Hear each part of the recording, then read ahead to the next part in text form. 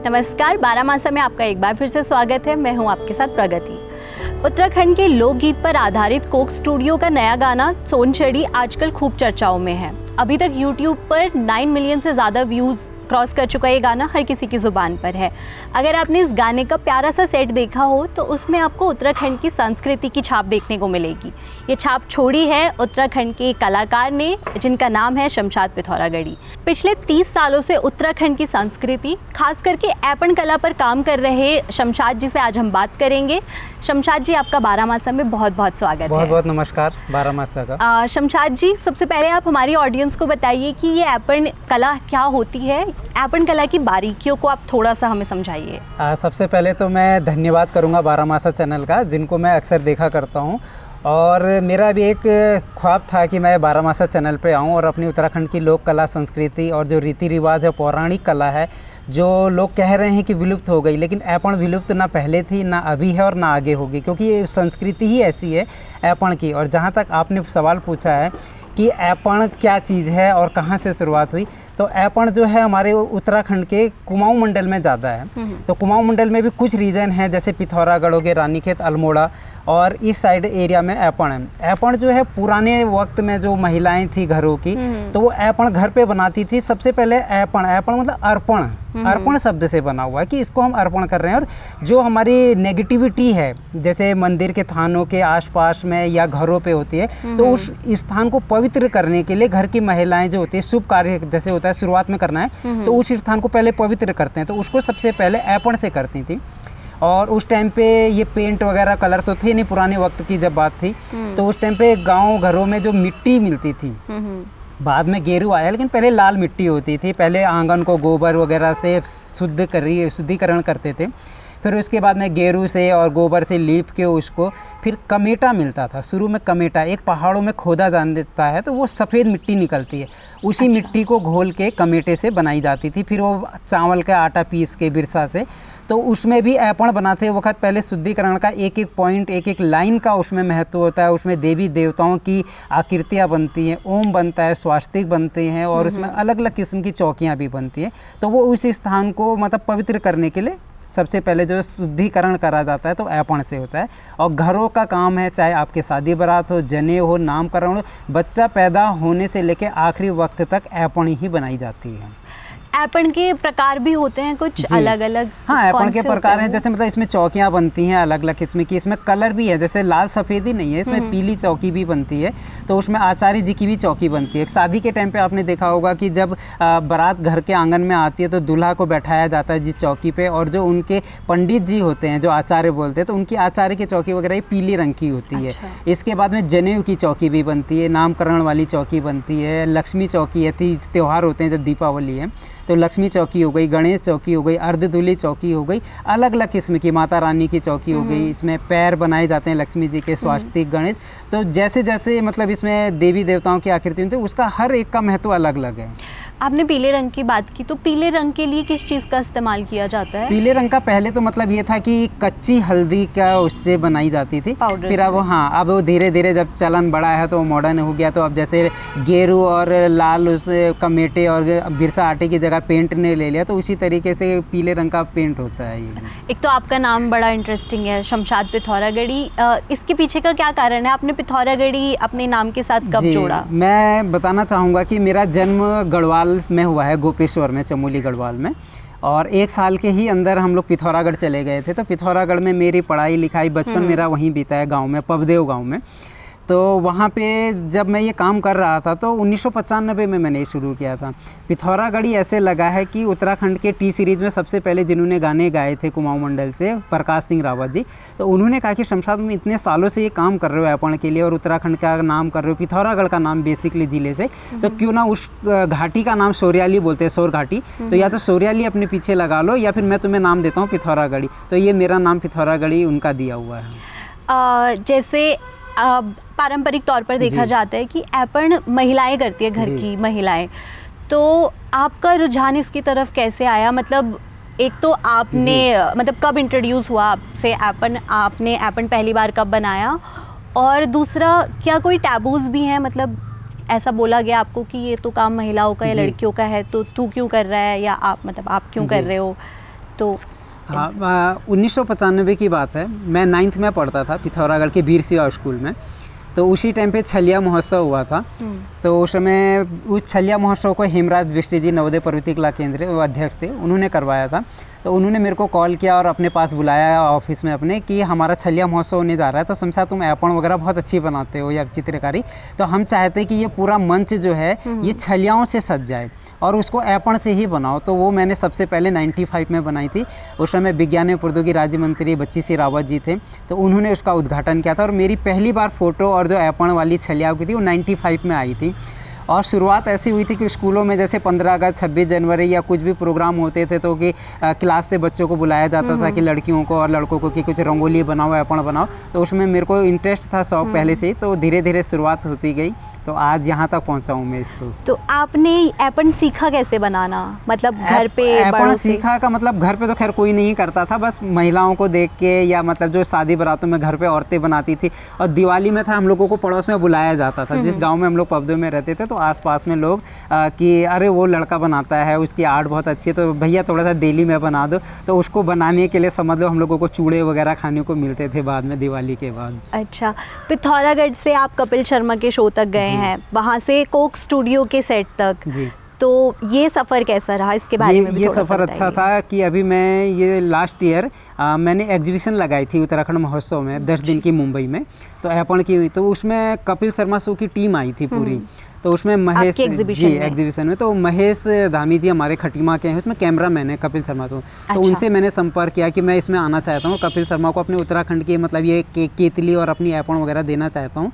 तो कहने लगे बिल्कुल। तो उन्होंने मेरे को नंबर दिया और मेरे को इसमें मतलब पास वगैरह जो अप्लाई होता है। फिर मैं गया कपिल शर्मा में, तो बहुत अच्छा लगा कि मैंने उत्तराखंड का, देवभूमि उत्तराखंड का नाम लिया था। उसमें कुमार सांस्कृतिक उत्थान मंच खटीमा का नाम था कि मैं उनके जरिए वहाँ पहुँचा हूँ। तो मैंने वहाँ पे कपिल शर्मा को दी, तो वो भी बहुत खुश हो गए थे। मैंने उनको ऐपण वाली अपने हाथ की टोपी पहनाई थी और केतली दी थी जो अभी आपके सामने ये रखी है। तो ये मेरे हाथ की केतली भी उनको दी थी, एक पूजा की थाली दी थी, तो बहुत खुश हुए थे।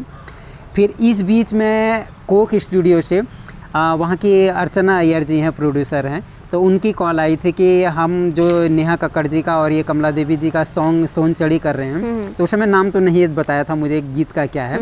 तो हम लोग उसमें ना आपकी ऐपण वाली साड़ी चाहते हैं कमला देवी जी को पहनाने के लिए। तो दिग्विजय जी हैं, उन्होंने मेरा रेफरेंस दिया था वहाँ पे कि ऐपण वो बहुत अच्छी बनाता है। तो उनकी मम्मी ने उनको रिप्लाई वगैरह किया था। तो मैंने जब साड़ी वगैरह भेजी तो मेरे पास साड़ी उस समय एक ही अवेलेबल थी, तो वो किसी वजह से सेलेक्ट नहीं हो पाई।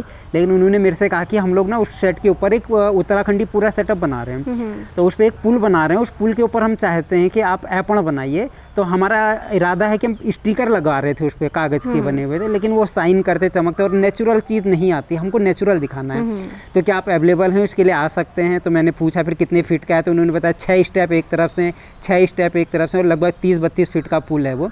तो आप, मैंने कहा हाँ मैं बना दूंगा, कितना टाइम लगेगा? मैंने कहा मैं 1 दिन में बना दूंगा, बिल्कुल परफेक्ट। मैंने कहा हाँ। तो कहने लगे ठीक है। फिर यहाँ तक कि अब मुझे बोलना नहीं चाहिए, लेकिन मैं आपके 12 मासा पे बोल रहा हूँ। एक इंटरेस्टिंग कहानी थी कि आप पेमेंट क्या लेंगे। सबसे पहले कोई कलाकार अगर प्रोफेशनल काम कर रहा तो उसको अगर किसी सेटअप पे बुलाते हैं तैयार, तो वो अपना पेमेंट बताएगा। मैंने कहा अगर उत्तराखंड देवभूमि के कल्चर को प्रमोट करने के लिए इतना बड़ा मंच मिला और कमला देवी जी की आवाज़ गूंजेगी उसमें और हमारा उत्तराखंडी गीत आएगा राजूला मालूसाई, तो मैंने कहा मैं फ्री में काम करूँगा। कोक स्टूडियो जो इतना करोड़ों रुपये में जिनका सेटअप बना था, वो मुझे मुँह मांगी कीमत भी देते, लेकिन मैंने कहा उत्तराखंड के कल्चर के लिए अगर मुझे बुला रहे हैं तो मेरा सौभाग्य है कि मैं सेट बनाऊँ और मैं फ्री करूँगा। सगुन के तौर पे आप मुझे चाहे ये लिफाफे में 1 रुपया दे दीजिए चाहे तो, लेकिन उन्होंने मुझे पेमेंट भी अच्छा दिया, रहने का इंतज़ाम अच्छा था और बहुत गर्व हुआ मुझे वो सेटअप देखकर, क्योंकि मैं तो 2-3 दिन पहले चला गया था, तो मेरे सामने ही सेटअप बना। 1 दिन में मैंने पूरा बनाया और मैं पेंसिल वगैरह यूज़ नहीं करता हूँ, तो उतने बड़े पुल को मैंने बिना पेंसिल के और डायरेक्ट 1 दिन में पूरा बनाया। कैमरे वाले भी लास्ट दिन शूट कर रहे थे, तो उन्होंने बार बार मेरे को आके थैंक यू बोला कि आपने हमारे सेटअप पे जान डाल दी। बहुत ही सुंदर बना था। अर्चना जी ने भी लास्ट में तारीफ़ करी। फिर मैं ये वाले मोमेंटो 3 लेकर गया था। मैंने दिग्विजय जी, नेहा कक्कड़ और कमला देवी जी को भी अपनी ऐपण भेंट की थी। और ये केतली हमारी अर्चना मैम जो हैं कोक स्टूडियो की प्रोड्यूसर, उन्हें बहुत पसंद आई थी, तो मैंने उनको केतली गिफ्ट की थी कि हमारा कल्चर बहुत दूर तक पहुँचे। मैं ये नहीं कहता हूँ, 12 मासा चैनल पे बोल रहा हूँ कि मैं ये नहीं कहता हूँ कि ऐपण मैंने बनाई है, मैंने बचाई है, या मैंने इसको मैं ही लेकर आया हूँ, मैं जन्मदाता हूँ। मैं नहीं हूँ, बहुत ज़माने से हो रहा है ना, ये विलुप्त थी, लेकिन मैंने इसको अपने लेवल पे जितनी मेरे से कोशिश हो सकी इन 3 दशकों में, मैंने बड़े से बड़े मंच पे रखने की एक निस्वार्थ भाव से मैंने कोशिश करी है। आपने सेट पूरा एक दिन में जी। तैयार किया था वो। मैंने आपसे पूछा था अभी कि टैबूज ऐसे कुछ आए, लोगों ने, सोसाइटी ने ऐसे बोला, तो कि उस मतलब बारे जैसे में भी कि बताइए। मैं बताऊं, मेरा नाम शमशाद है पिथौरागढ़ी, तो अलग धर्म से, अलग मैं समुदाय से हूँ, लेकिन ये उत्तराखंड का कल्चर है, संस्कृति है। इसमें मुझे ओम भी बनाना है, गणेश जी भी बनाना है, स्वास्तिक बनाने, सारी चीज़। ये एक हिंदू रीति रिवाज की संस्कृति है जिसको मैं आगे बढ़ा रहा हूँ। तो मेरे उत्तराखंड के लोगों ने मुझे इतना प्यार और सम्मान दिया, मैं सच बोलूँगा, मुझे आज तक किसी ने नहीं टोका। और यहाँ तक नहीं कहा कि ये महिलाएं करती थी, लड़कियाँ करती थी तो आप लड़के हो रहे हो। और शायद जिस टाइम मैंने ये शुरू किया था उस टाइम पे उत्तराखंड की ऐपण मतलब घरों तक ही सीमित थी, जो दीवारों पे। इसको 300 चीज़ों पे बनाई है मैंने, जैसे केतली, लोटा, प्लेट और आपकी ये जो फ्रेम हो गए, इन फ्रेमों पे भी मैं ही लेकर आया। 95 में तो ऐपण जो आजकल कर रही हैं लड़कियाँ बहुत सी उत्तराखंड की, उस टाइम पे इनका मेरे ख्याल से जन्म भी नहीं हुआ होगा, इतने साल मुझे हो गए करते हुए। अभी लॉकडाउन से कुछ लोगों ने 2019 से, 17 से या 18-20 से इन लोगों ने शुरू किया है। मुझे करते हुए बहुत टाइम हो गया। और इसके लिए मतलब जैसे डुक्का, मोस्टा, मैंने अब इस बीच में मैंने जितने उत्तराखंड के इंस्ट्रूमेंट हैं, ढोल, दमा, तुतुरे, हुड़का, हारमोनियम, गिटार, इन सब चीज़ों पे भी बनाना शुरू कर दिया है अपन को। और लखनऊ में उत्तराखंड महोत्सव होता है और उत्तरायणी महोत्सव होता है, तो वहाँ पे मैंने अभी 8-10 साल पहले मैंने अध्यक्ष जी से बात करी थी कि सर आप लोग जो मोमेंटो मार्केट का खरीद के नेता, मंत्री या सिंगर लोग जो आते हैं इनको देते हैं, तो इसमें लखनऊ में रहते हो, हमारे उत्तराखंड की कल्चर तो इसमें दिख नहीं रहा है वो मोमेंटो वगैरह, क्यों ना मैं उनको ये 3-4 ऐपण वाले ये मैं लेकर गया था वहाँ पे कि ये मेरी बनाई हुई है, क्यों ना इसको आप मतलब इस्तेमाल कर रहे हैं, और अगर चाहें तो इसका जो भी पेमेंट हो आप मुझे कम से कम दीजिएगा लागत भर का, और बाकी इसको शुरुआत करें। मेरा भी शौक है कि ऐपण हमारी देश दुनिया तक पहुँचे। तब से उन्होंने मेरे ख्याल से 10 साल से मेरे से ये कंटिन्यू बनवा रहे हैं। तो आज जो लोग ये कहते हैं कि इसको सिर्फ हमने बचाया, हम लेकर आए, मॉडर्न ज़माने में इसको हमने रखा है आधुनिक तौर पे, तो ये बिल्कुल सही बात नहीं है, क्योंकि इसको करने वाले बहुत से लोग हैं। मैं आज भी कह रहा हूँ, मैं ही नहीं लेकर आया हूँ, बहुत से लोग, सबका सहयोग से ही बनता है। आज भी मैं कहूँगा, पहले अगर संस्कृति को प्रमोट कर रहे हैं आप लोग, तो अपने अंदर ईगो, घमंड और जो जलन और हिर्सा और जो दूसरे को गिराने, इस भावनाओं को दूर रख के, क्योंकि कलाकार वही है जो सबसे प्रेम करे। मैं कलाकार हूँ तो मैं आर्टिस्ट से प्रेम करता हूँ, उनको आगे बढ़ाने की कोशिश करता हूँ। संगीत की दुनिया से भी मैं संगीत प्रेम करता हूँ, क्योंकि आर्टिस्ट है ना, तो उसकी जो फीलिंग आती है, हमारी फीलिंग दिख रही है इसमें कि मुझे उत्तराखंड से कितना लगाव और प्रेम है। तो आज मैं आपके सेट पे भी 2-3 चीज़ें लेकर आया हूँ, तो मुझे मतलब प्रेम है कल्चर बढ़ाने के लिए। आपने तो संगीत की बात की है, मैं हमारी ऑडियंस को बता दूं कि शमशाद जी ने गढ़वाली और कुमाऊनी दोनों ही भाषाओं में गानों के लिरिक्स भी लिखी है, तो बहुत सारे लोकगीत हैं जो उनके द्वारा लिखे गए हैं। और ऐपण पे वापस आते हैं। ऐपण पे आपने बहुत सारे मुखौटे, बहुत सारे, जैसे हिल यात्रा होती है, रम्माण होते हैं, तो आपने उनके मुखौटे भी बनाए हैं, तो उसके बारे में वो भी, ऐपण से रिलेटेड तो नहीं है, क्योंकि मेरा काम उत्तराखंड की संस्कृति पे, आर्ट से रिलेटेड है। उत्तराखंड की संस्कृति का प्रचार प्रसार करना होगा, तो मैं अपनी पहली सांस से लेकर आखिरी सांस तक मैं इसी कल्चर पे काम करूँगा। और मैंने पिथौरागढ़ में हमारा विश्व प्रसिद्ध मुखौटा संस्कृति होती है कि हिल यात्रा बोलते हैं, नेपाल की संस्कृति, मेहर भाइयों द्वारा वो कुमाऊं में किया जाता है। तो वो हर साल होता है। तो हम लोग जब छोटे बच्चे थे तो हम लोग वो मुखौटा वाला, स्कूल के उस दिन हाफ डे छुट्टी हो जाती थी, तो हम लोग वो महोत्सव देखने जाते थे हिल यात्रा की। तो उसमें मुखौटा लकड़ी के बहुत भारी भारी होते हैं, इसमें लखिया देव होते हैं जिनको मतलब भूत भी बोलते हैं, लखिया भूत, और गल बल्दिया की जोड़ी होती है, उसमें लाटा लाटी होती है, चीतल हिरन होते हैं। तो इनकी मैंने अभी तक लोगों ने वीडियो फोटोज़ देखे थे। एक पेंटिंग हमारे मटपाल जी हैं जो चित्रकार पद्मश्री जो उन्होंने बनाई थी हिल यात्रा की। बाकी जितने पात्र हैं उसके, जो अलग अलग कैरेक्टर हैं, उन सब की पेंटिंग बनाई, और इसके लिए मैंने वर्ल्ड रिकॉर्ड बनाया था। OMG national book of record में भी नाम आया था, जी, ब्रिटेन से मुझे वो वर्ल्ड रिकॉर्ड था। बाकी उसी के बाद में मुझे मुख्यमंत्री पुष्कर सिंह धामी जी ने खटीमा में 2023 में मुझे ये लोक कला सम्मान दिया था उत्तराखंड का। शमशाद जी को 2022 में भारत भूषण पुरस्कार भी मिल चुका है, और 200 से ज़्यादा अवार्ड हैं इस पे मुझे, और कम से कम कुछ नहीं होगा तो 100 बड़े मंचों पे मैंने प्रदर्शनी लगाई है अभी तक, बड़े बड़े। तो और अपनी ऐपण कला को मैंने मतलब हिमानी शिवपुरी से लेके माधुरी दीक्षित और सुखविंदर सिंह तक पहुंचाई है।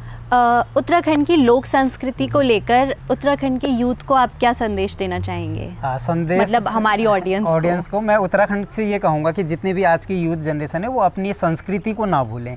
अगर वो उत्तराखंड से बाहर रह रहे हैं, चाहे देश विदेश में रह रहे हो या फिर आपके मुंबई, लखनऊ, दिल्ली में रह रहे हो, लेकिन कल्चर को प्रमोट करें अपने, और इसके प्रति मतलब जागरूक रहें।